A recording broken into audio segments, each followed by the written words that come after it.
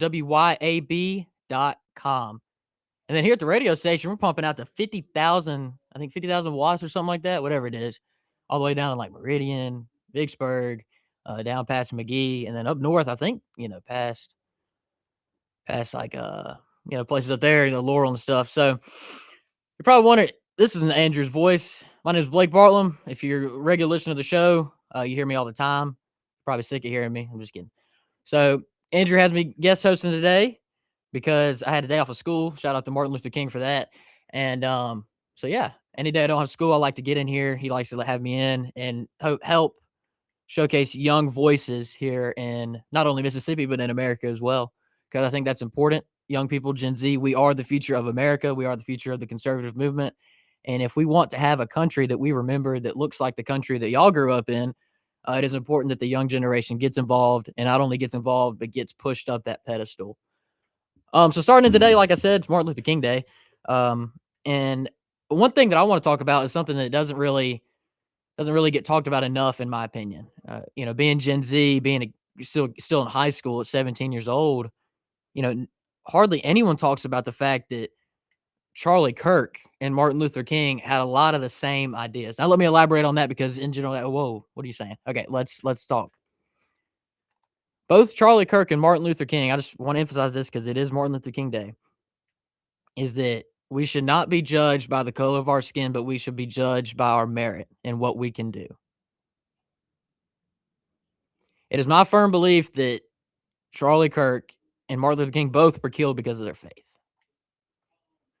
Because they believe that we are independent from our race and that God is the truth. I personally think Charlie Kirk showcased that and lived a lot better like that than Martin Luther King did, but that's just my opinion. But regardless of that, they both said that we should not be judged by the color of our skin, but by our character and the merits that we can do. But the media won't tell you that. TikTok won't tell you that. YouTube won't tell you that, whatever. They want to lie to you and say that Charlie Kirk was some massive racist. He was a sexist, misogynist, all the buzzwords, all the ist words. I've been called those my fair share of times. I don't really care.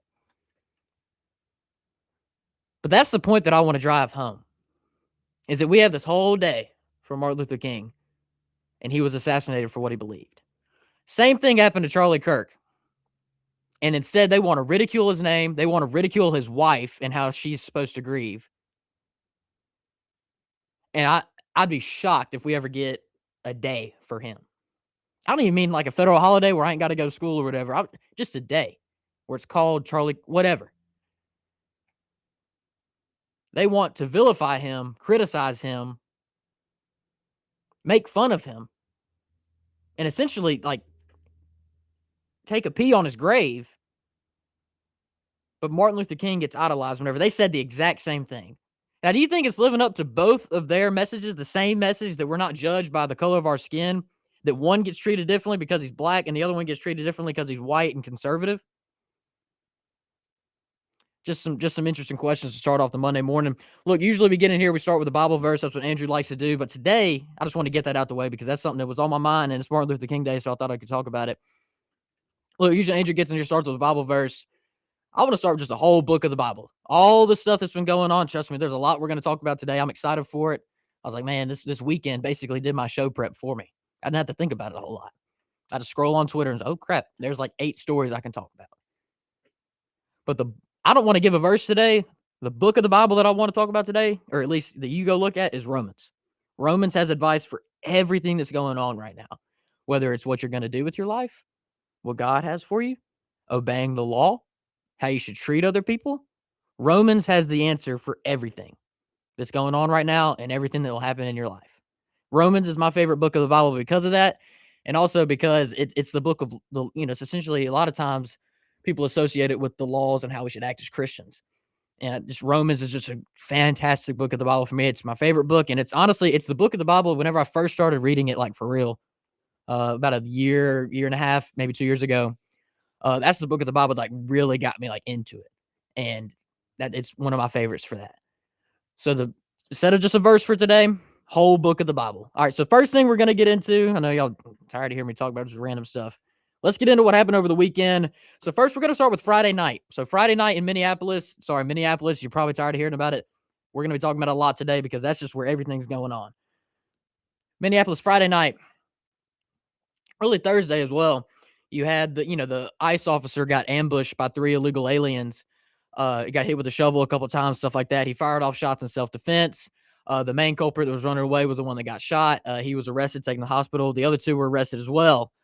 But that night you had a lot of riots and stuff like that because they were mad that their little illegal alien buddies who tried to kill a cop got arrested. I mean, just insane stuff here. They're protecting rapists, sex offenders, murderers, pedophiles. That's who these people are protecting up there in Minnesota. Truly disgusting behavior, but that's what happened. Is they had a bunch of riots after this, and someone brought their baby to the riot and then got mad that the baby was subject to tear gas. What do you think's going to happen whenever you bring your toddler to a riot? You think they're not going to be subject to the elements of the riot? The cops don't just fire, unless it's January 6th protesters. The cops don't just fire tear gas into a crowd for no reason. No, you're for one, you're impeding federal law enforcement, which is a felony. You're likely trespassing, which is another crime. And then 2, you're trying to hurt these ICE officers when they're enforcing immigration laws that have been around in this country for decades. They're a lot older than me, and probably a lot older than everybody there that was protesting, except for the boomers. God bless my grandpa. He's one of them in Indiana. So that's what happened Friday night. And then Friday night came out that Tim Walz and Jacob Frey, so Tim Walz, current governor of Minnesota, he won't be for much longer. He's dropping out. And then Jacob Frey, the mayor of Minneapolis, along with several other Minnesota officials, they were put under investigation by the Department of Justice for impeding federal law enforcement and inciting riots, both federal crimes. And not only on top of the investigations, which investigations are great, but just like all the hearings that Jim Jordan and James Comey talk about all the time, they don't really mean anything. What was significant to me is that they were put under grand jury investigation as well. And subpoenas had already been drafted to go and get them to make sure they have to testify in front of the grand jury. Grand juries, and we know all this because of all the grand juries that Donald Trump had to deal with. Grand juries, if they convene, the likelihood of an indictment is super high. Now, you might be like, oh, why is the indictment already? This stuff takes a little bit. Calm down. There was a weekend. Today's a federal holiday. It's going to take some time for this stuff to happen. But it needs to happen. And whether it happens today, whether it happens right as I'm talking about, and I look like an idiot, whether it happens today or it happens, a month from now, 2 months, whatever, it needs to happen. Sooner rather than later would be great. I think we can all agree with that. But it needs to happen. So that was Friday night. Had huge news about the investigation, these people possibly getting indicted. Saturday went on. Jake Lang, whether you like him or not, I'm not a huge fan of his. He was almost killed by these people. The only reason he's with us today is because he was wearing a Kevlar vest. He got stabbed. There's videos of him, he's getting beaten, and then they finally take him out, and he's just covered in blood. It's really gruesome and gory. But that's what happened Saturday, and a bunch of other protests, and then the idiots in Minnesota had to post it on Twitter, the difference between the Minnesota National Guard and ICE and what they look like, so that all these rioters that they love so much don't hurt the Minnesota National Guard, and instead they only hurt the ICE officers. Just ridiculous stuff. Like, how's this going on? How is this a state in the U.S.? It's absurd. So that was Saturday. Yesterday, not a whole lot happened. They've finally, the local police have stepped up a little bit and quelled a lot of the massive protests or whatever. And it's but we'll get to what else happened Sunday later. But you finally, these people are probably tired of all this. Minneapolis in particular, how many of all these, super controversial events that have happened in American, cultural politics speaking, George Floyd, and then the Somali fraud, and then Renee Good trying to kill an ICE officer. And so she got killed. All these things have happened just in Minneapolis. It's like, wow. And, we were sort of talking about this the last hour with Clay and Andrew, is that this isn't really, a new phenomenon for Minnesota. That the state has slowly been taken over since around the 90s. And if you really go back and look at it, that's when Somali immigrants really started pouring to the state, and then it's just been a cash flow from there. And then now the state's been taken over. They changed the state flag. It almost looks identical to the Somali flag. Really, really disturbing stuff there. And that you essentially have had a state get taken over. And they don't do anything to actually curb the problem. The people that are in charge there essentially just pan the flames, and they're a part of the fire, to be honest. I mean, Tim Walz, Jacob Frey, all of them. They've been bought. Ilhan Omar. Any state that sends Ilhan Omar to the Hill, yeah, we got some problems there that we got to work out. So that's all that stuff's been going on. And then I want to touch on this more on the next segment as well, because I could talk about this forever. But the big thing that happened yesterday that has everybody up in arms, and rightfully so, had me. I had to like sort of catch myself a little bit, because the Bible talks about all the time about, don't just get angry real quick and just say a bunch of stuff. And I sort of had to like take a deep breath before I put my thoughts out there on the church that got raided yesterday by the anti-ICE protesters in Minneapolis. I'm gonna let y'all think about that for a second. We had a church get interrupted in the middle of service because people were protesting ICE. That's insane. I've said this before and I'll say it again.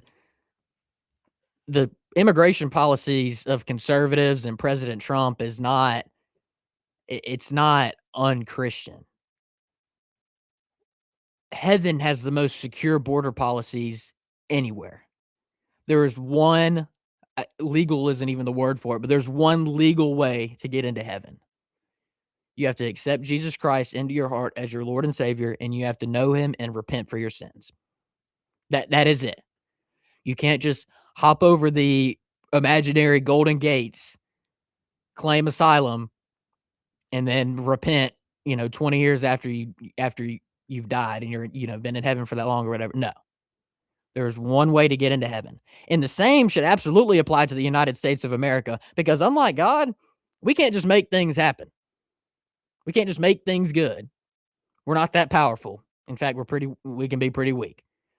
So the same should be true for the United States of America, is that we have to have a secure border if we want a nation. You can't have a nation without secure borders. You can't have a nation without assimilation. We can't have a bunch of people come into our country, wave another country's flag, and then try to have our culture bend to theirs. No, they should bend to ours, because they have the privilege of living in the United States of America. If you hate this country so much, if you love your home country so much, why are you here? Is it because you can essentially, plunder off of our benefits and plunder off of our resources? Yeah, that's probably why you're here. I'm not saying that some people don't come here looking for a better future, but there's a right way to do it. And it is just a huge middle finger to the people who actually wait in line and spend all that money that do it the right way, to just hop over the border, claim asylum for no reason other than poverty, which isn't allowed under the law. It's a huge middle finger to the people that actually do it the right way, and I can't thank the people that do it the right way enough. We should encourage that. If you're gonna come here the right way, yeah, that's awesome. That's what America's about. Doing the right way. Instead of the millions of people that Joe Biden and Kamala Harris and Alejandro Mayorkas and all of these horrible people that ruled our country for 4 years, illegitimately, by the way. All of these people that did all these horrible things. They let millions of these illegal immigrants into our country. And this is something that Christian Nome put out this morning, is that in Minneapolis, over the last year, and I think specifically in the last, month that they've been there, really harping on Minnesota in particular, they've arrested 10,000, illegal immigrants and stuff like that, charged with the crimes, murder, rape, pedophilia, all that stuff. And that's who they're protecting. Yeah, 3,000 of the 10,000 were criminal illegal aliens, including vicious murderers, rapists, child pedophiles, incredibly dangerous individuals. Like that, and that's what they've done. Like just in the last month and last year and stuff is that's wild. That in 6 weeks they were able to catch 3,000 of these super dangerous criminals. In 6 weeks, in one city, basically. And that's who these people are protecting. That's what all these protests are about. These people couldn't tell you the difference between the family and the rapist. They don't care about that stuff. They care about, obviously opposing Donald Trump and conservatives and ultimately Christianity. Because as we saw yesterday, where they barged into a church. So that's what we've seen. So that just sort of sets the scene. We'll talk about the church thing next segment, because I want a whole segment dedicated for that. But it's been a wild weekend. Thankfully, we made it through. I really implore President Trump, and we'll talk about all this later, really in depth. But I really implore President Trump to invoke the Insurrection Act, send in the military, Get that situation handled. If fires start elsewhere, we'll deal with that. But I'm not gonna let a hypothetical distract us from the fact that we have a real world situation going on in Minneapolis that needs to be stopped. Because in my opinion, it's domestic terrorism, what these people are doing. They're trying to harm our ICE officers who are just enforcing the law. They're protecting these rapists and murderers and pedophiles. And they're starting to encroach on the rights of the people who just live there. Whether it's bars into churches, questioning them because they think they're ICE officers, all this stuff. We'll talk about that next segment. We're bumping up on a break. You're listening to the Andrew Gosser Show on 103.9 WYAB. We will be right back.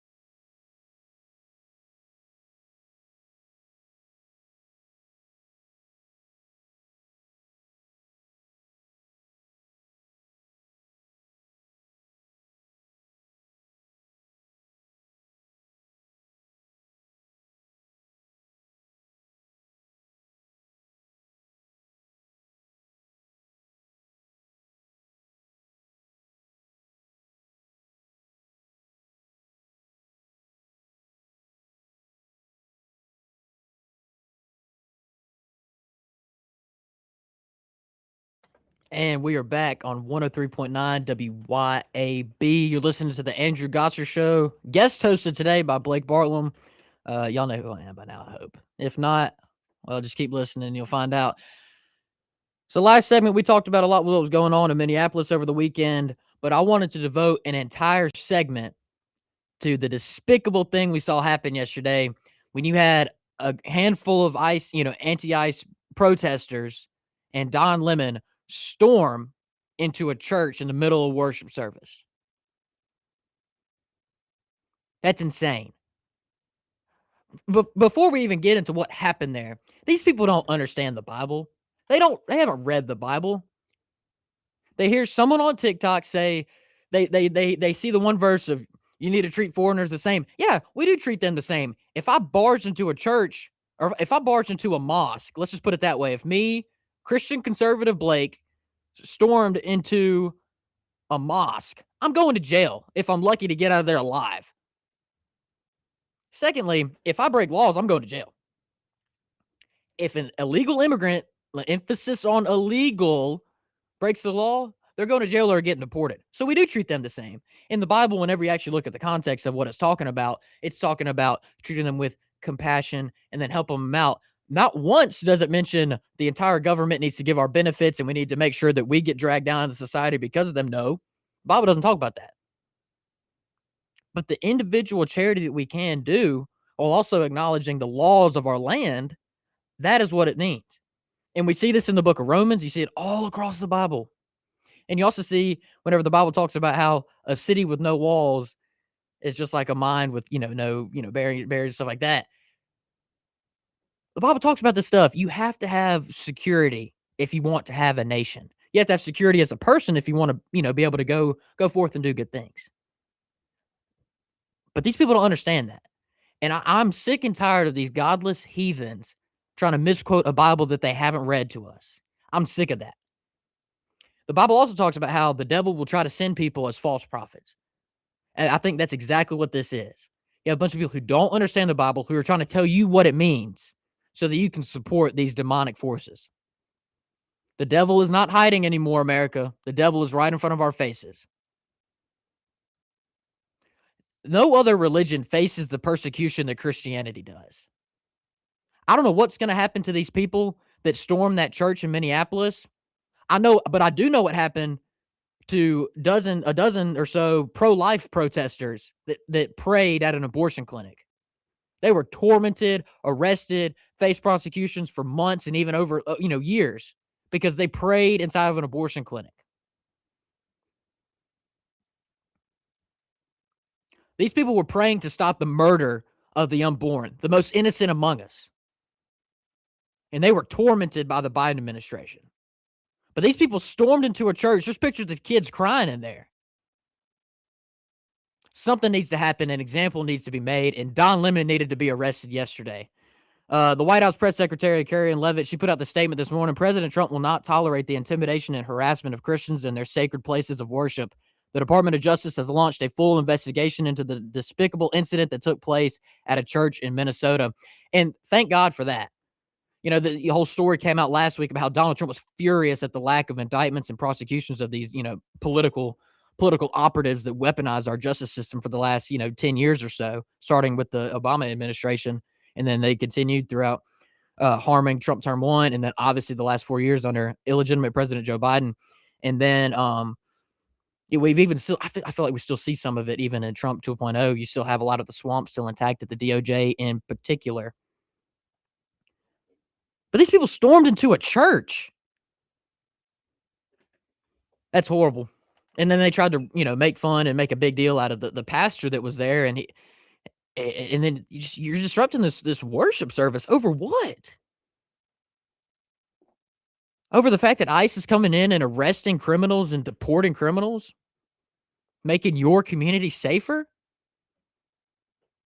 And secondly, it is not the responsibility of the United States of America to be the world's babysitter. It's just not. And then I hear the argument all the time. Oh, Blake, but think of the countries where these people are coming from. I know the country that was founded because they believed that their rights were being infringed upon. That's the United States of America. Whenever they felt that they were facing tyranny, you know what they did? They took on the most powerful military in the world and they won, and then created the greatest country this earth has ever seen. So don't tell me it can't be done. And thankfully, we now have a president in office who's willing to actually address the root causes of this stuff. That was Kamala Harris's whole big thing whenever she was border czar, address the root causes of immigration. You know what President Trump did? President Trump went in with Delta Force and our great military, went in about 3 hours, did a regime change in Venezuela. And now you have tens of thousands of Venezuelan migrants who want to go home because their country is now a better place because of President Trump and our great military.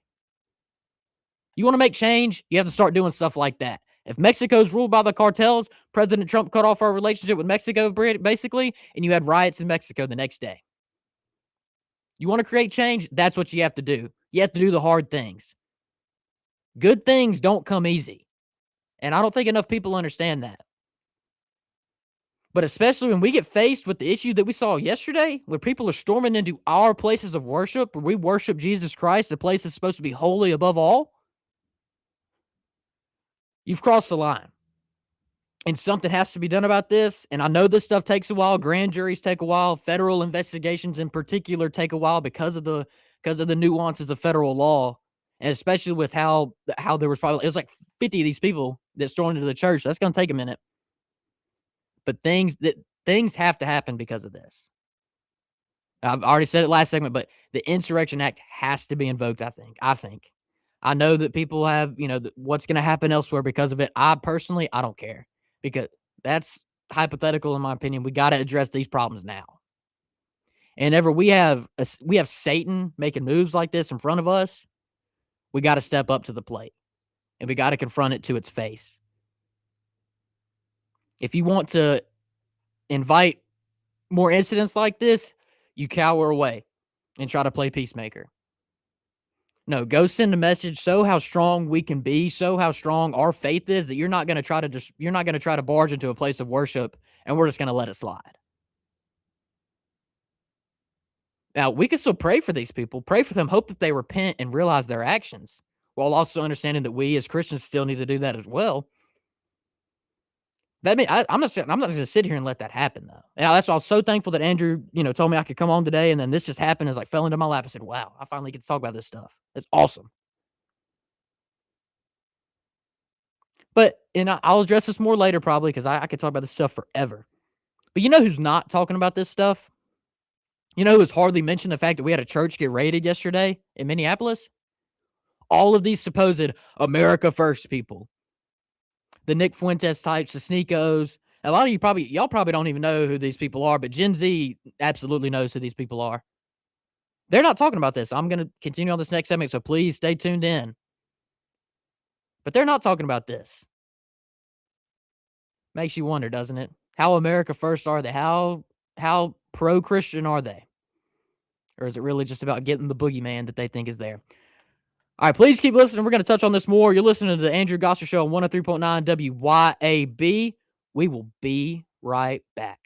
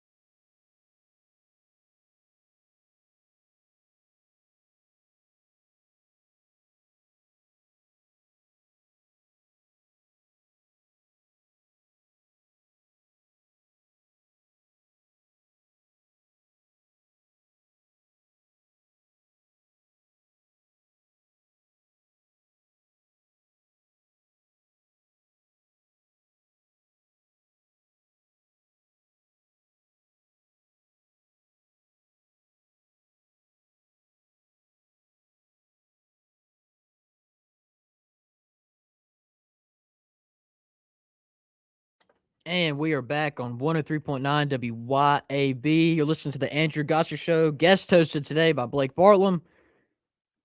We're back. We've been talking about what's been going on in Minnesota, and then we spent a whole segment of me ranting about them raiding a church yesterday in the middle of service, made kids cry, all that stuff. This is a verse I saw all over the break, and it sort of, comments on what we were talking about. This is Ephesians 6:12. For we wrestle not against flesh and blood, but against principalities, against powers, against the rulers of darkness of this world, against spiritual wickedness in high places. And that is absolutely true. One of the most powerful scenes that we see in the Bible is whenever Jesus is on the cross and he has the two criminals next to him. One makes fun of him. The other says, "Fool, what are you doing? This is Jesus Christ." We all know that scene, but the thing that I take away from that whole situation is whenever Jesus says, "Forgive them, Father, for they know not what they're doing."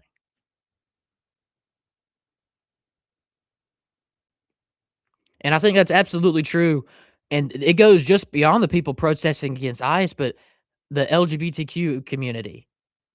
All of the people that wanna sit there and vilify anybody that says, "I don't think we should pump kids full of hormone replacement therapy. I don't think we should chop their genitals off."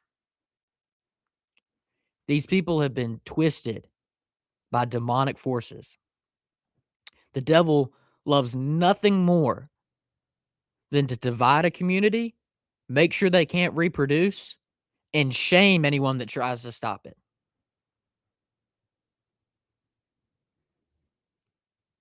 That's what we've been seeing going on. It truly demonic forces. And it goes beyond just these social issues. Look at places like New York City, look at Virginia. You had the Virginia lieutenant governor get sworn in on the Quran yesterday. So now you have Virginia, New York City, and then other, smaller cities across the country that have been taken over by Islam. People love to talk about Israel and the Jews all the time. You can have that conversation later, but you have to recognize the fact that Islam is a growing force in America. And the Democratic Party, they're not just doing nothing about it, they're encouraging it. Religious freedom. Do they understand? I don't think they understand what Islam is. And if they do, it's only the people at the top. But the people that Zoran Madami, they don't understand what Islam is. Go ask a woman in Afghanistan how free she feels. Go ask a woman in any Muslim country.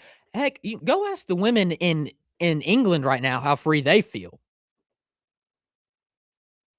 And you want to sit here and talk about how Donald Trump is infringing on the rights of American women.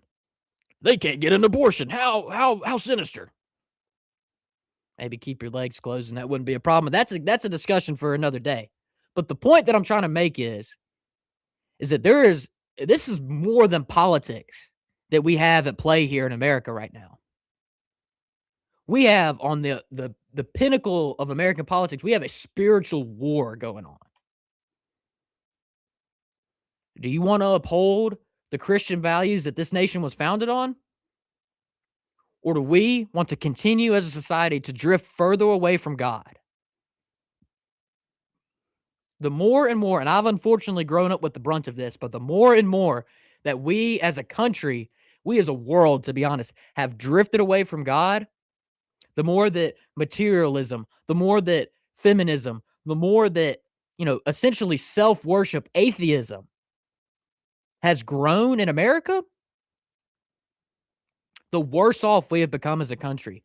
Mass shootings have increased, divorce rates have increased, poverty rates have increased. All of these things have happened since we have drifted away from God. And a lot of it is because people, they get told by the system that you have to chase all of these different things if you want to make yourself happy. Happy, happy, happy, happy. Being happy is like essentially the drug these people seek. True fulfillment in life does not come from being happy. It comes from having a relationship with our Lord and Savior Jesus Christ. But society has moved away from that. It has become self-worship. We have to be concerned with our feelings all the time. That's what we've seen. But if you want to talk about that, you get ridiculed, and we've seen that you get killed.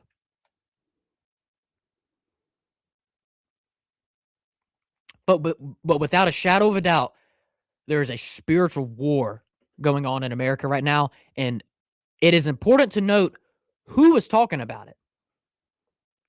The Trump administration seems to have recognized this. We have certain people in Mississippi who have. One of them's just in the next door. Y'all are going to see later how you'll see this in a couple weeks, how we're going to try to ban Sharia law. That is something that we have high on our legislative agenda as conservatives here in Mississippi. Caller, I see you. I'm sorry, but I don't want to screw anything up with this board. This is only the second time I'm doing this on my own. I'll try to get y'all next time I'm doing this. But we have people in this country that have recognized it. But I think it's important to note who hasn't. All of the people who claim to be America first and proclaim to be holier than thou. We're the real Christians. They have not talked about this. Not one word. They're more concerned with their self-righteous, proclamations against the Jews. I think that the government of Israel has some severe problems. I think that they probably killed a lot more civilians in Gaza than they should have, or that would be acceptable with the rules of war. But if you're gonna sit here and try to blame every single problem that's happened in America on Israel, you've lost me a little bit. But the Nick Fuentes types, the Sneakos, all of these like super weird masculine, I'll put that in air quotes, and I know a lot of y'all listening probably have no clue who I'm talking about. But what you can do is talk to your kids or your grandkids about this stuff. Those are not role models for men. They were in a club over the weekend in Miami partying, talking about Hitler. Those are not role models for men. A role model for a man is Charlie Kirk. If you want to be a good man, go get you a wife, start a family, and make it centered around God. That is a role model for men. That's what you should be talking about. You shouldn't be talking about all of these, the Jews, where you feel self-righteous about yourself because I'm holier than thou, and I can see this and you can't. I know the people live right now watching my face, they're probably laughing right now. But that's what these people, they're crazy, okay? That's not to say that everything they say is ridiculous, but a lot of it is. But they will talk about everything except what really needs to be talked about. These are the same people that have been bashing President Trump for so long, saying that he has failed, he has been compromised. If Donald Trump was really compromised by Israel, you would have 200,000 troops on the ground in Iran right now. Iran wanted a U.S. invasion back in the summer whenever they had that little 10-day war. You know what President Trump did? President Trump dropped 5 high-precision missiles, high-precision bombs on their nuclear facilities, and that war was over. Got America out of the whole situation. That's not what Israel wanted. Israel also didn't want peace in the Middle East. You know what President Trump got? President Trump got peace in the Middle East.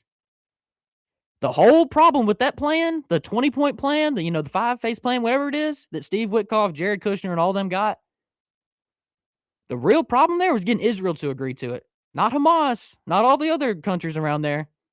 Israel was the biggest problem there. So if you want to sit here and tell me that Donald Trump is beholden to Israel, no, you've lost me a little bit, and I think you're wrong. And I think what you're trying to do is influence the MAGA movement. Influences in a wrong way. These are the same people that have tried to hijack this movement ever since we lost a voice like Charlie Kirk. Charlie Kirk brought this movement together. He was able to coalesce so many different opinions, put them all under one tent, and people were able to get along. But since he's gone, this was their whole plan. He's gone, so now they're going to try to take up all these different factions of the base. Try to grow their own power. But we don't have to let it happen. And you don't have to let it happen because you can talk to your kids, your grandkids, whatever about this stuff. Talk about the successes that President Trump has had. Talk about how We have real problems going on, and the hyperventilating about something that's a conspiracy is not going to help. There's a spiritual war going on in America right now, and it's time for us to step up to the plate. And there is certainly a right way we could do that. And sit here and peddling conspiracy theories, that's the wrong way to go about it. Look, we're coming up on a break. We're going to have a little short segment, and then we're getting to the next hour. Thank y'all so much for listening. Stay tuned. You're listening to the Andrew Gosser Show on 103 WYAB. We will be right back.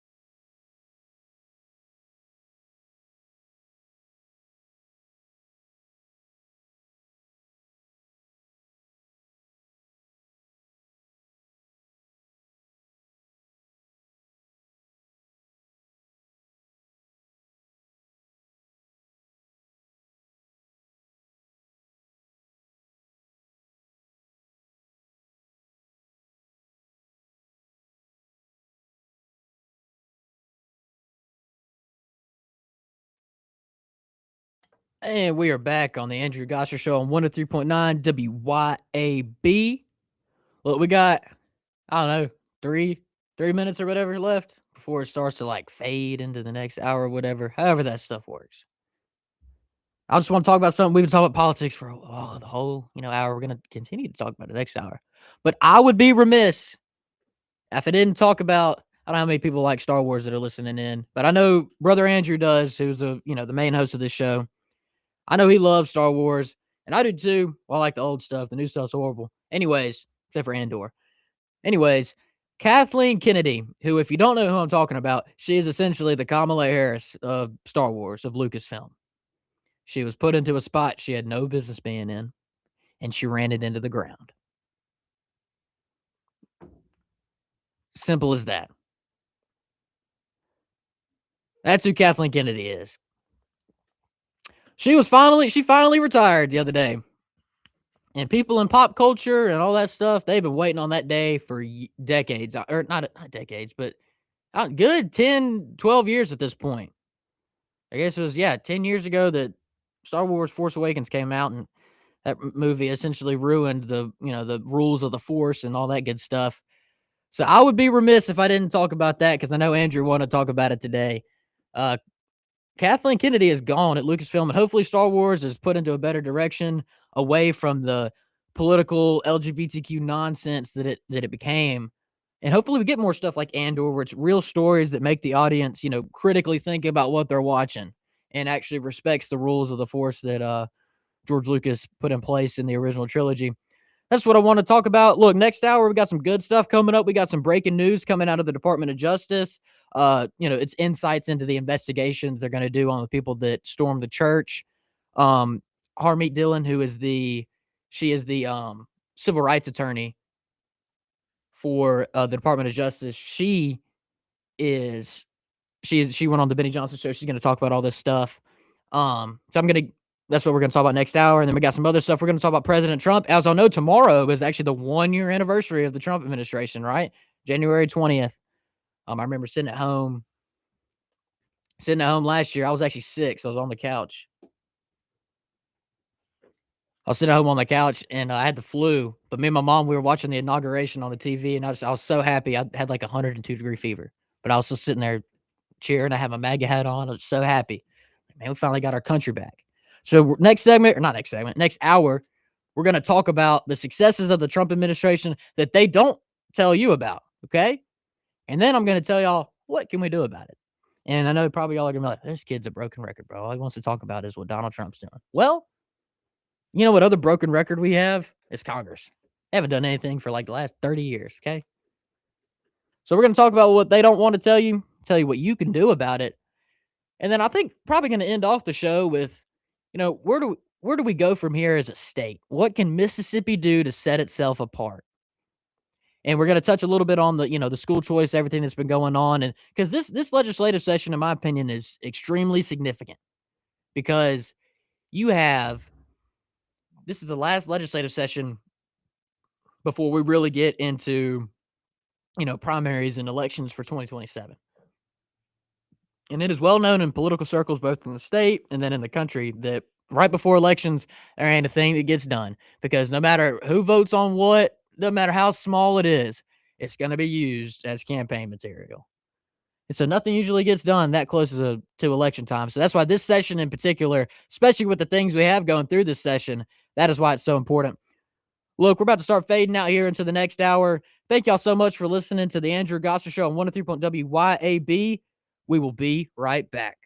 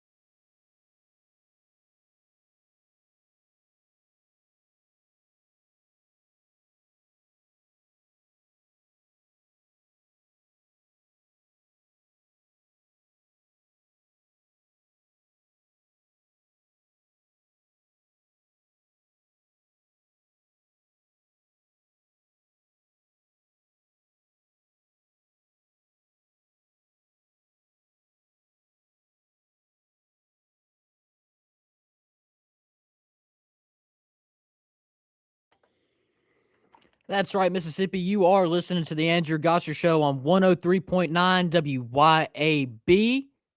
We are streaming on Rumble. We are streaming on X. We are streaming on YouTube. We're even streaming on the dreaded Facebook. And we're streaming on WYAB.com. Here we are. We're in the what's it, the men's helping, whatever, Mental Wellness Institute studios here in Flora, Mississippi.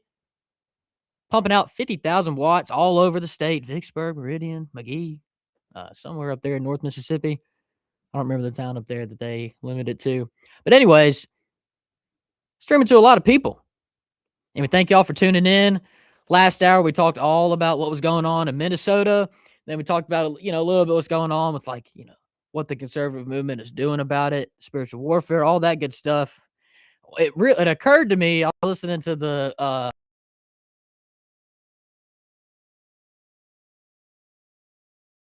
and I completely forgot to. How did I forget that? We're gonna talk about that. We're gonna talk about that this hour. Don't worry, because I got a lot to say about Greenland. Because a lot of people don't seem to understand what really is going on there with Greenland. But we got some more. We got some breaking news out of the Department of Justice. So for those that don't know, Harmeet Dillon, she is in charge of the civil rights part of the Department of Justice. And instead of being used to go after these BS, racist allegations that it had been for the last, 4 years or whatever, they're actually they're protecting Christians. They're protecting the civil rights and the religious liberties of Christians and actual cases of civil rights infringements and voting infringements and voter fraud. So she was on the Benny Johnson show this morning, and the DOJ has announced their intention to charge Don Lemon under the Ku Klux Klan Act. So the KKK Act makes it illegal to threaten, hurt, or intimidate people to prevent them from exercising their God-given rights. And that's exactly what they did yesterday. That's what Don Lemon and all the other miserable liberals did yesterday in Minnesota. And that's important. And what else is important to understand about this is that if the federal government wants to arrest someone, they have to get all these warrants signed by the judges and all that stuff. Like, federal investigations just take long. You may not like it. I don't like it. That's just the way it is, though. And that's something we have to deal with. But it's good news, though, is that we can see that they're on the precipice of this. President Trump is paying attention to it. President Trump wants things to actually get done about it. He's been pretty mad that some things haven't been done, which is good to see. President Trump has a pulse on his voters, and he is going to go in there and execute his agenda to the best of his abilities.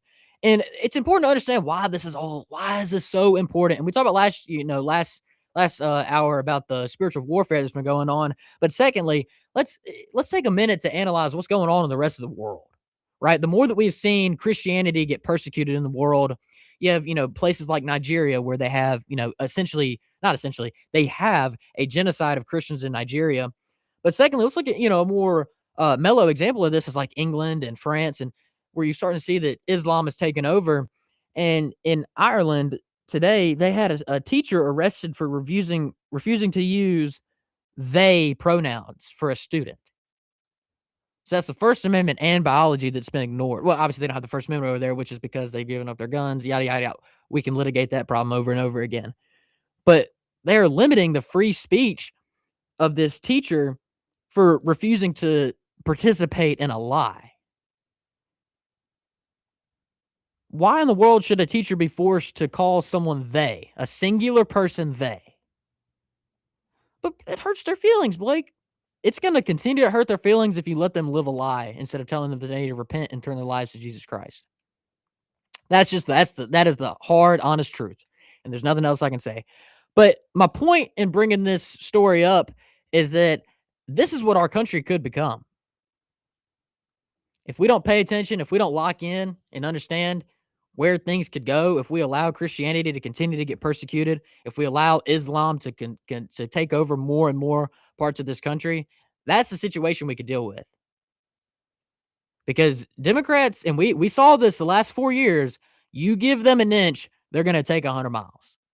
They had complete control over our legislative and executive branch for 2 years.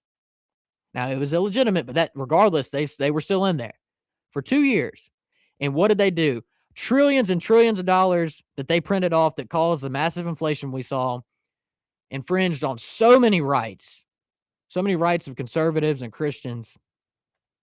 And they saw all these drastic measures that they tried to take in 2 years. Open our borders. Took them 2 years to do all that. Now, Republicans, it takes them like 20 years to even think about doing something, but that's beside the point. My point is that if you let them take over and you give them power again, immediately day one, what they're going to do, they're going to take away the filibuster. They're going to try to pack the court. They're going to try to make D.C., Puerto Rico.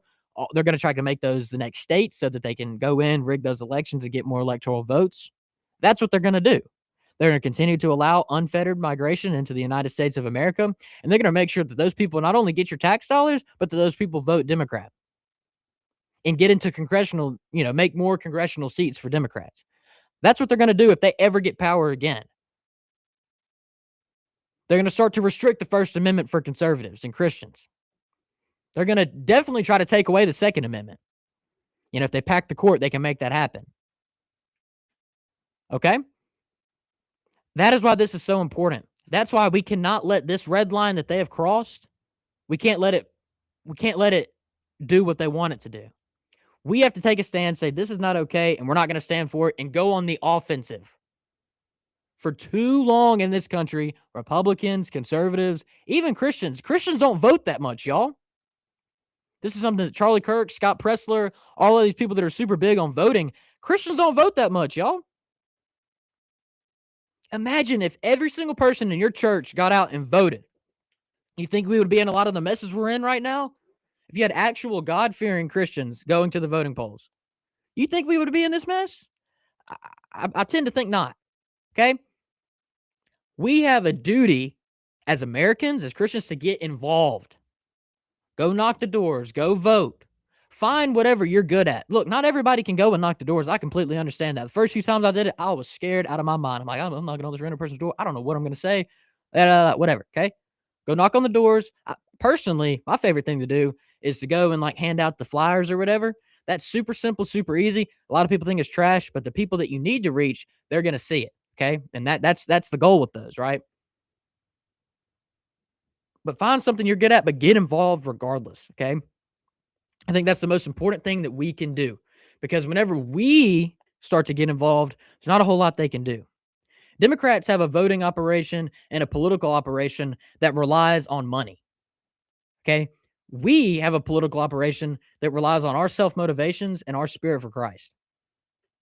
Our motivations is not what's going to help us, it's what's going to help our communities. We're not so concerned about our feelings and our being happy and all that stuff, okay? I go out there. If this was about my personal success, I would have found whoever I could in the establishment, suck them off, and then I would have made my own career from there. If this was just about me getting some position or whatever, that's all you have to do.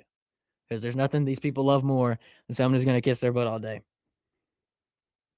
But whenever we get involved and we all start to find the things that we're good at, whether it's knocking on doors, handing out flyers, social media, or heck, do y'all know how long it takes to put those yard signs together? It may look simple, but those plastic signs, especially when they're brand new or they've been wet or something, because, it rains all the time.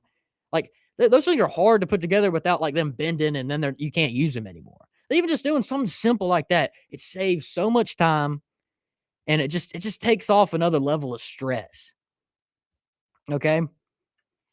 I think 2 cycles ago, 2024, I volunteered for 3 campaigns at the same time.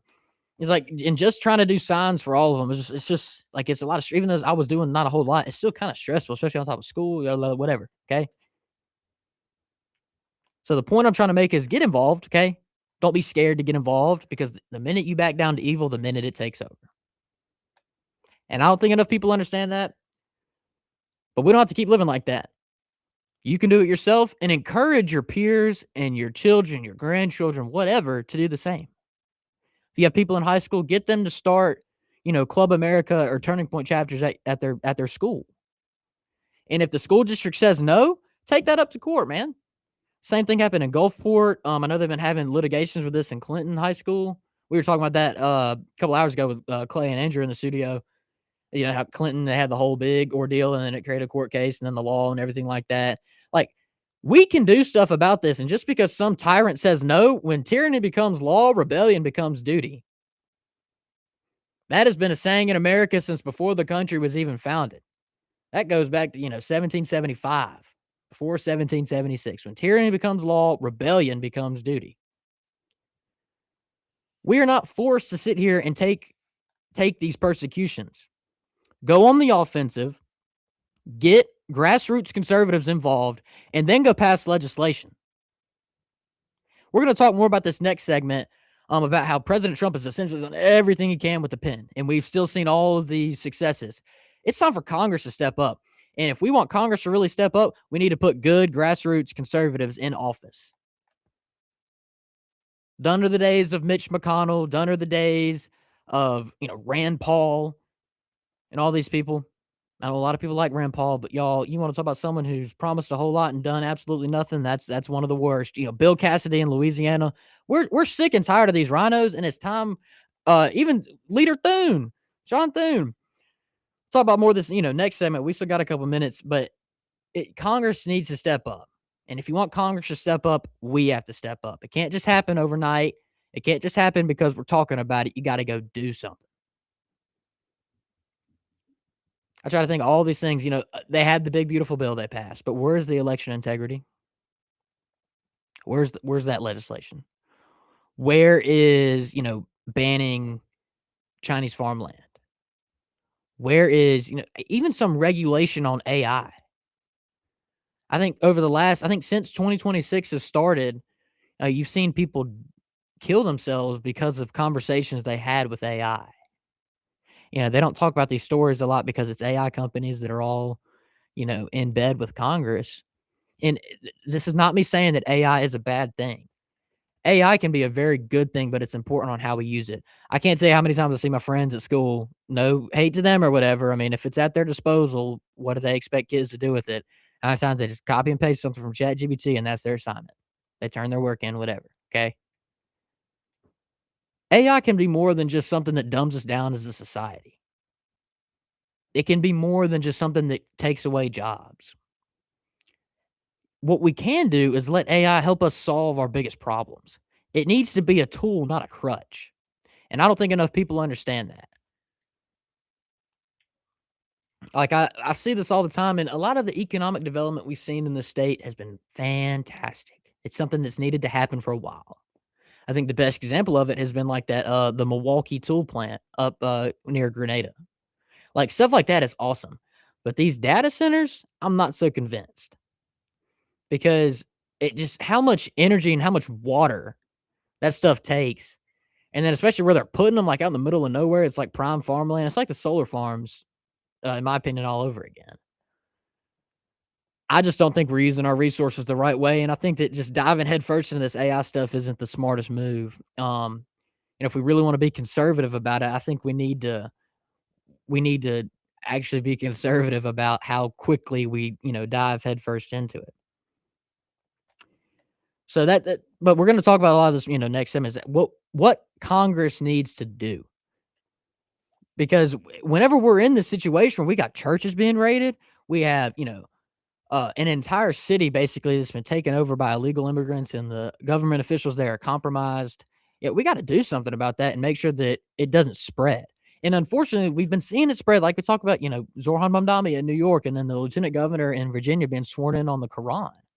Like, we're not far away from this becoming a much bigger problem, and people aren't talking about it, and they need to be.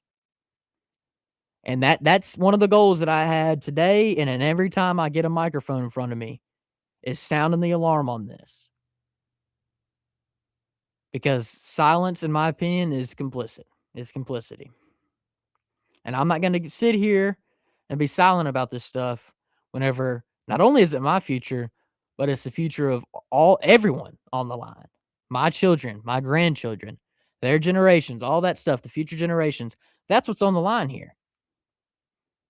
And if I wanna make sure that America is recognizable in 30 years, heck, even like 10 or 15, we gotta step up and do something about it, and we gotta continue to fight.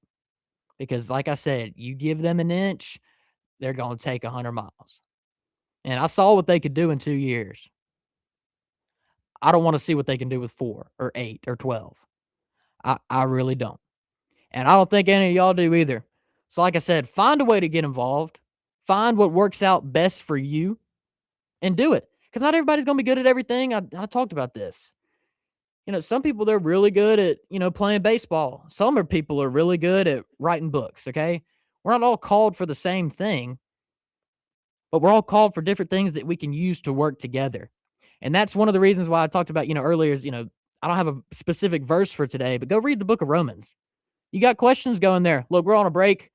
Well, we're going to talk about a whole lot next segment and the rest of the hour. Thank y'all for tuning in to 103.9 WYAB. We will be right back.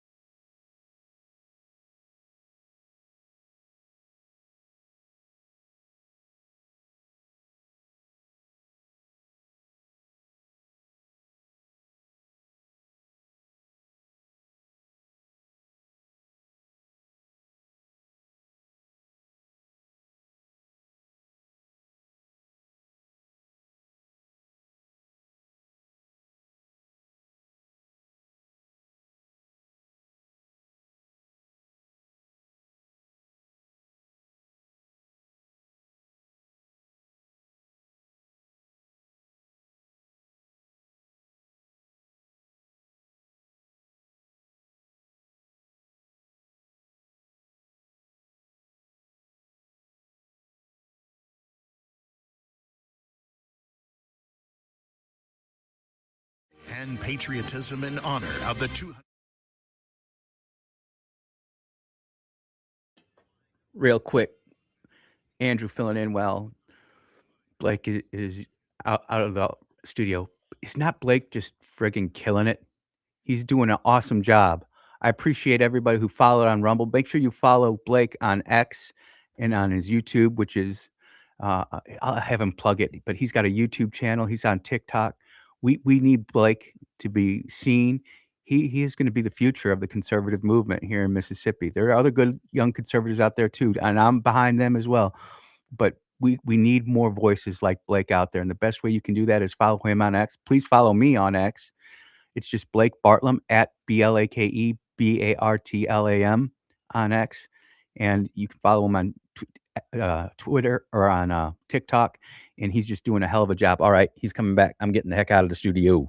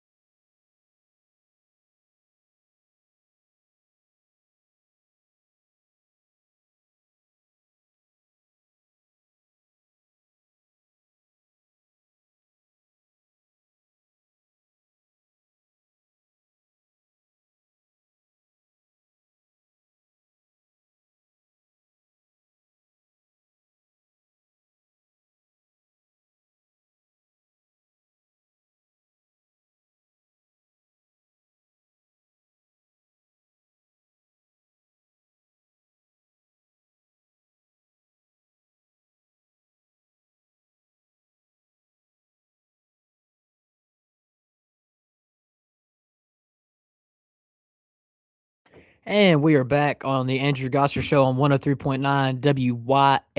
I don't know about y'all, but I like the 80s sort of music that he has playing in. I don't get to hear a whole lot of that, in my everyday life. So I like every time I come into the studio, I know that Andrew's transition music is going to be awesome. Some throwbacks to some great times I've heard. Wish I was around for some of that stuff. Anyways, we've been talking about all sorts of stuff. Basically, everything's been revolving around Minneapolis and the spiritual warfare that's going on in this country and what people are doing about it. Let's zoom out for a second. We're gonna stop talking about Minnesota. Probably will later in the show. Sorry, but I need to talk about Greenland. Greenland has been in the news a lot lately. But this is not an issue unique to President Trump either. Don't get it twisted.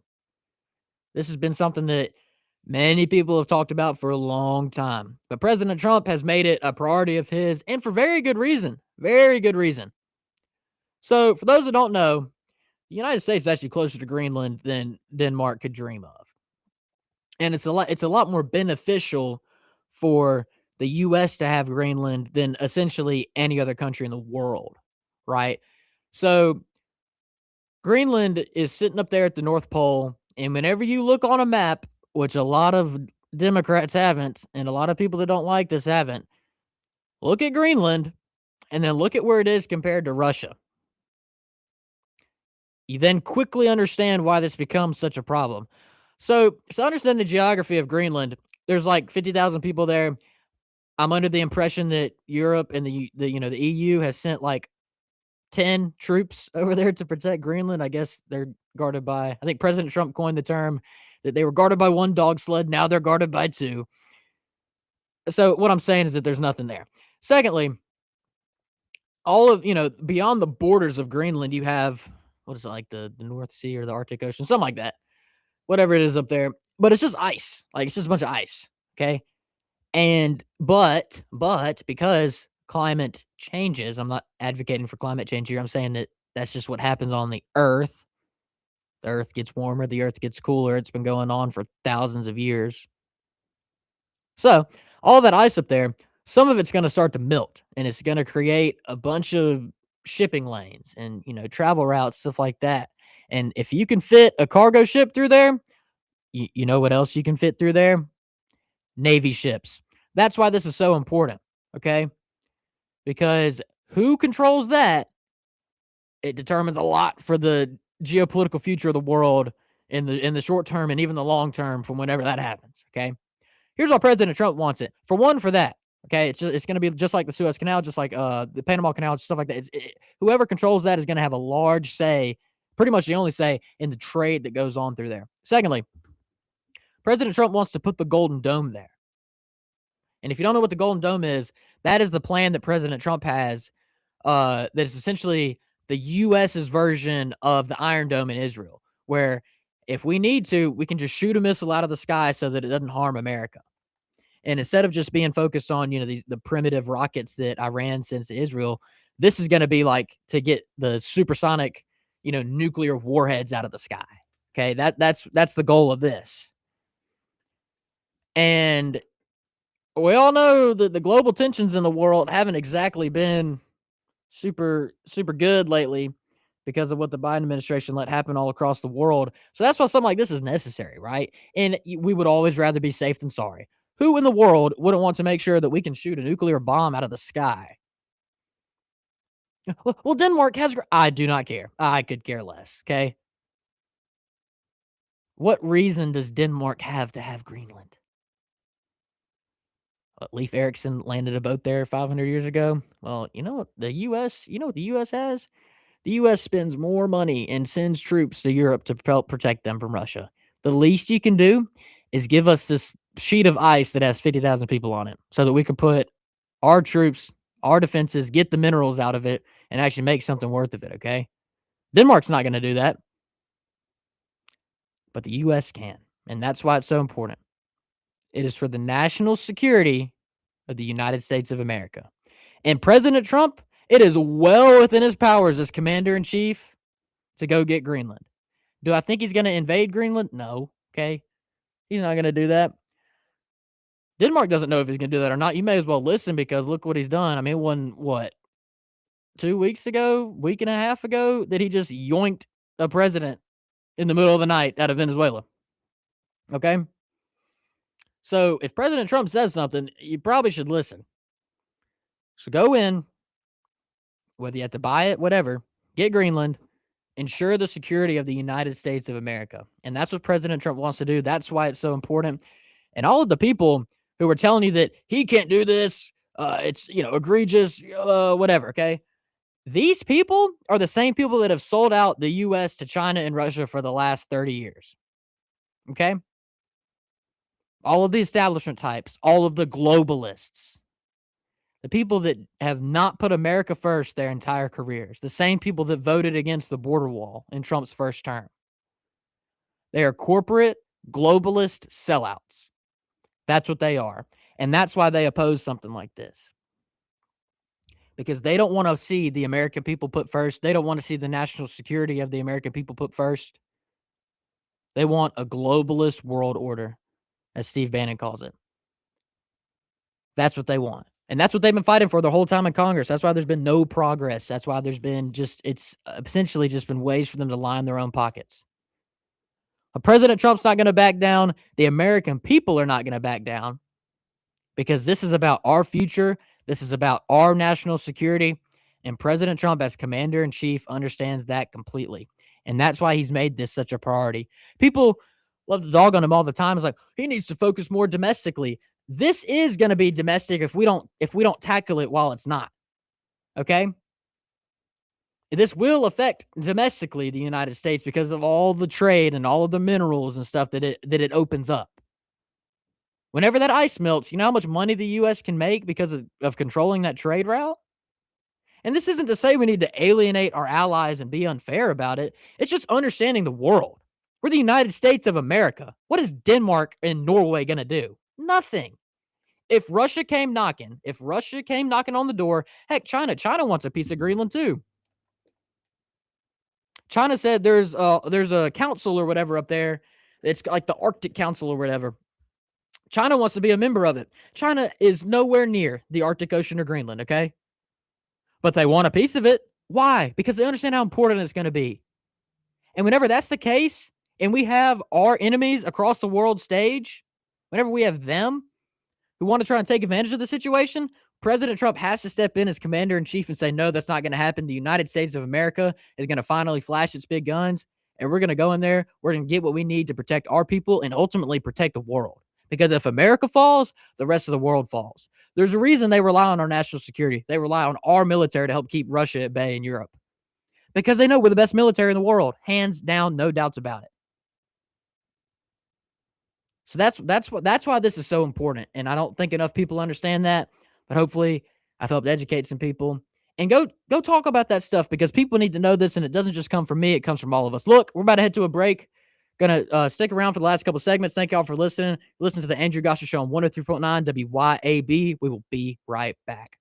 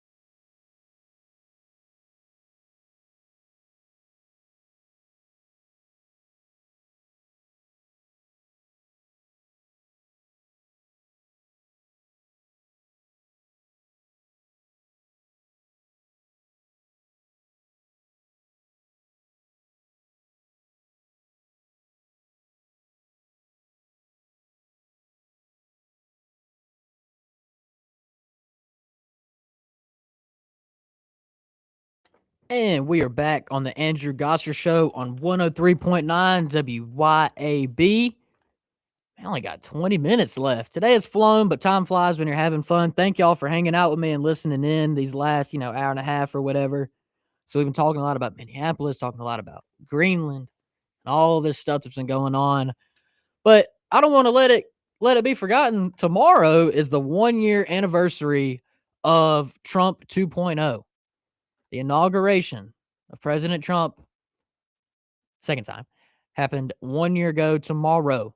And I don't think enough people are talking about, I don't think enough people understand how much success we have had happen here since he's gotten back into office. And largely, he's done this on his own. Congress hasn't really helped him out hardly any. You got the big, beautiful bill, of course, which that's going to start to take effect this year, and we should see some huge things happen because of it. But you had the Lake and Raleigh Act. You had the protect kids with AI stuff. But that's about it, okay? Nothing else super major has happened. But let's talk about what President Trump has been able to do despite this essentially being a one-man show. No help from Congress, basically, whatsoever. So the big thing is affordability. That's what everyone's talking about. That's what even my friends are talking about, the politically illiterate among me. I'm just kidding. They're great. But anyway, that's what everyone's talking about. Affordability.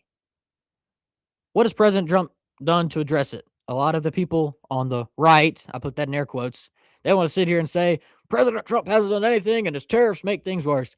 If you look at Trueflation today, and for every year of 2026, every day of 2026 so far, it has been below 2%. It's hovering around 1.7, 1.6% right now. The Fed's target rate is 2%, by the way. So inflation is below the Fed's target rate, and we have taken in over $250 billion in tariff revenue. President Trump was right, and the experts were wrong. Tariffs have helped America tremendously in just a year. Imagine what they can do in the long term. Billions and billions of dollars of investment is pouring into the country, and eventually we're going to start to see the returns on it. All job growth that we have seen has been in the private sector, and that is because of this investment. Okay? You've had I think it's over 2 million foreign-born workers leave the workforce in the last year, alongside, I think it's like, I don't know how many 100,000 it was, federal workers be fired. And yet we still had a year where we almost gained 1 million jobs in the private sector. That's tremendous, y'all. And people aren't talking about it.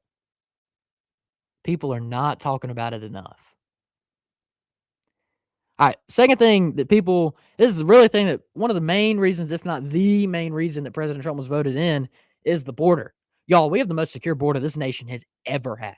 We have now gone 8 months in a row with not a single illegal alien being released into the United States of America. 8 months in a row.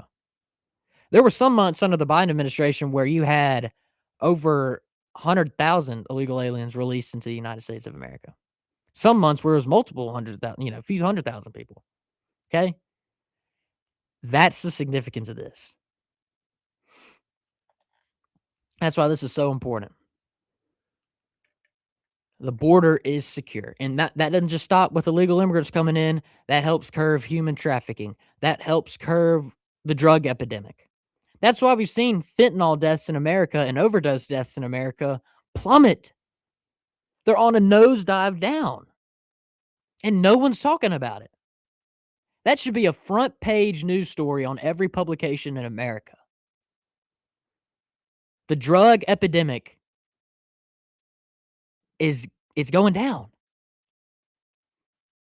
I know a couple of people that I went to school with, and everybody knows someone, whether it's a family member, a close friend, whatever, that has had to deal with drugs or lost someone to drugs. I know a few people that have lost their lives to drugs. This isn't just an issue that affects people based on their religion, their political identity, whatever. Addiction is real and it affects families every single day.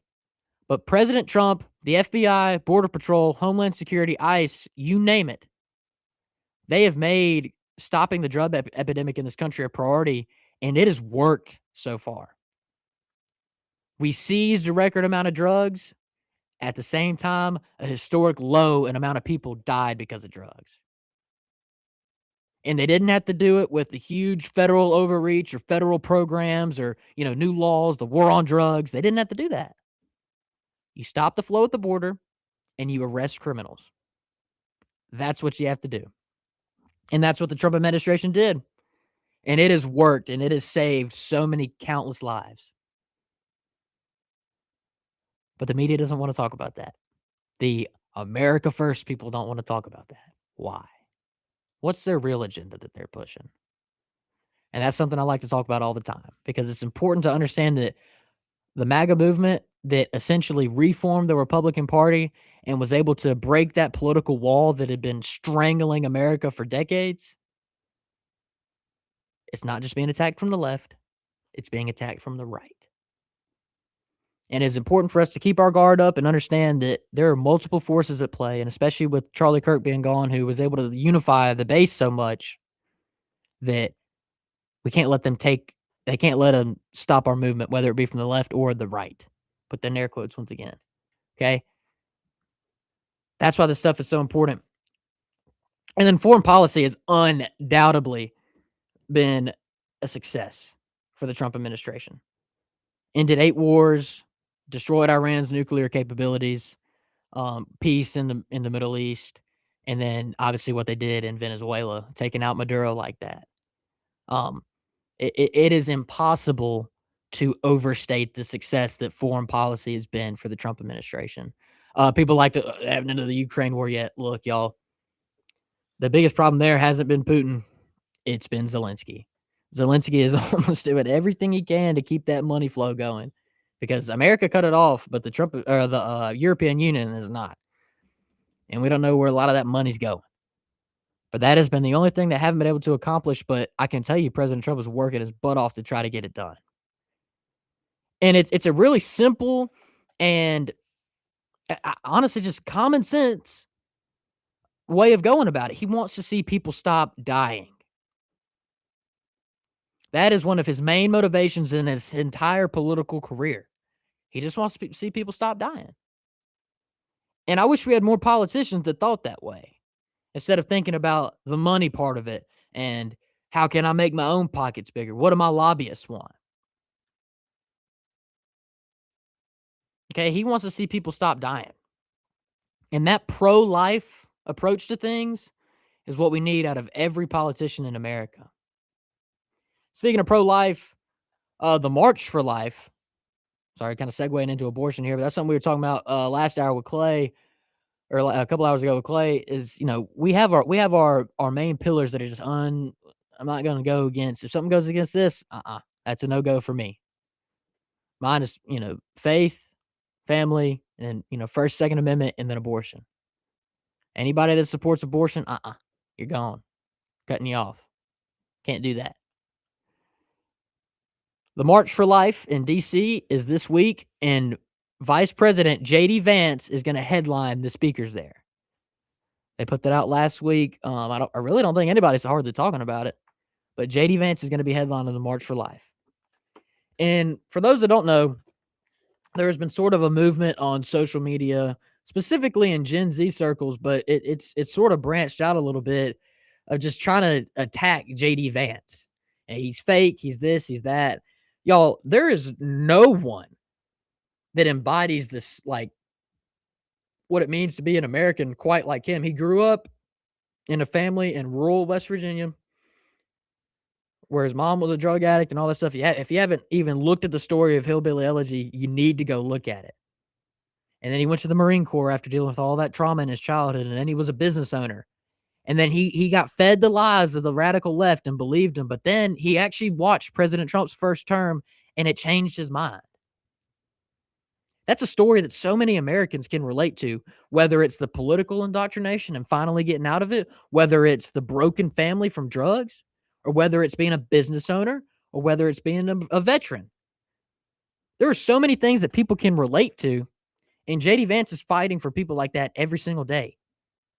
And he's going above and beyond about it, and he's going to go fight for the unborn, fight for the most innocent among us, the unborn children of this country. Okay?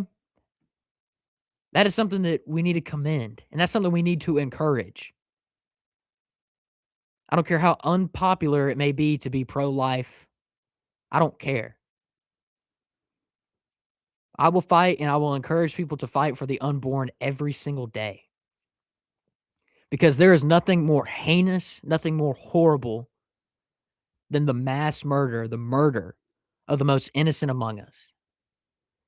And 99% of the time, this isn't just me pulling a number out of my butt, you can look this stuff up.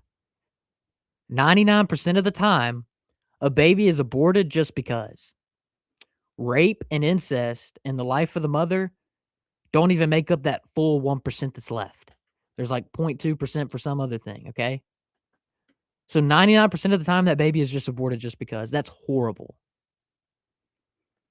You know, the Aztecs and all the other Native American tribes, there was a lot that did child sacrifice. And that's something they don't teach in school, but they should. And they did it because they believed that whatever God that they worshiped would give them a better life because they sacrificed their kid to it. That is the same logic that liberal, sick women use across the country. I can't afford this baby. This baby's gonna drag down my life. That's what we've seen, and it's shameful. Look, we're pushing up against a break. We have one more segment left. Thank y'all for tuning in. You're listening to 103.9 WYAB. We will be right back.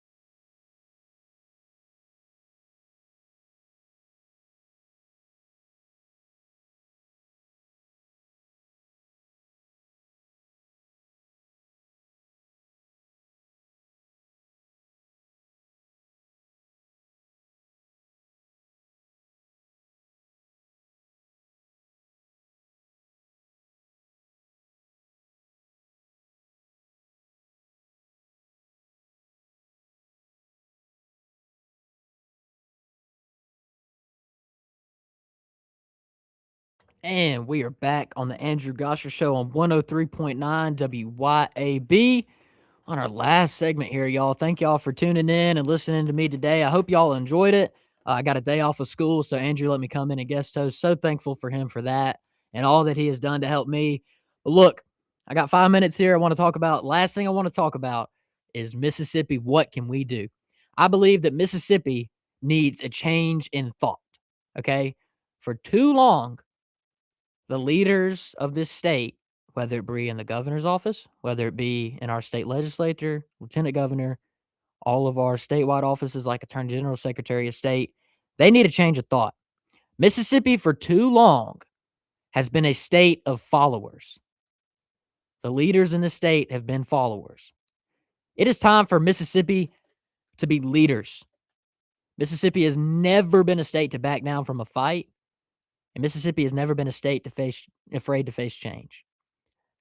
I believe that our leaders don't showcase that right now, and that needs to change, both at the federal level and at the state level.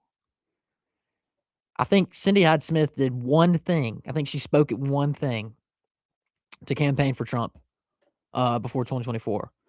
All the rest of our people, they didn't do anything. Okay? Why aren't they out there? Why aren't they pounding the door? Why aren't they trying to get this legislation through? Why are they just sitting there lining their own pockets?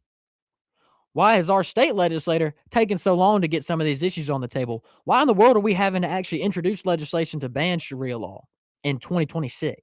That's something that should have been done a long time ago. Okay?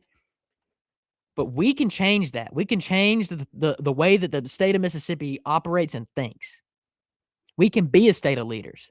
We just got to put the right people in place to do that. Okay? And that starts all the way at the governor's office, all the way down to your local House of Representative person for the state. All 120 something or whatever it is, okay? We have to change the way that Mississippi thinks so that Mississippi can change and that we can finally get meaningful results for all of the people across this state, so that we can finally get real economic development in the Delta, so that we can finally start to get education freedom, and education freedom that does it the right way, and we're not just pushing it through, okay? I'm a huge fan of the school choice bill, but I think there's some elements that need to be changed in it, okay? But school choice as an idea, 100% needs to happen. Let's just make sure we do it the right way. But there's other things that we can do as well. Like, why in the world are we having to ban Sharia law? Why isn't that already done? And why do I know that there is 3 different bills about it? One is super weak, one is super strong, and one is right in the middle. Why aren't we just pushing the super strong one? Go all the way with it. What are we scared of? They're scared of the donors. They're scared of the Democrat Party. That's who Delbert Hoseman's afraid of. That's who so many people are afraid of. Because they have failed the people of Mississippi, and that is their true rulers, okay? But Mississippi, we can change that, and that is why 2027, I say it every time I'm on the air, 2027 is the year that we can make or break this state. Put real people in office, real people who can relate to the everyday struggles of people not only in Mississippi, but across the country. People who are actually proud to be from here and aren't going to shy away from what it means to be a Mississippian, to what it means to be Southern by the grace of God. I don't think people understand that, and they certainly don't legislate it like it, okay? So thank y'all so much for tuning in today. I've had a blast. Next day I get off of school. Hopefully I'll be in here. So thank y'all so much. It has been a great day. And if there's anything I can say as parting wisdom, just go open your Bible. Go seek a relationship with Christ before you seek a relationship with anything else. Thank y'all so much. Y'all listen to 103.9 WYAB. Have a good one, y'all.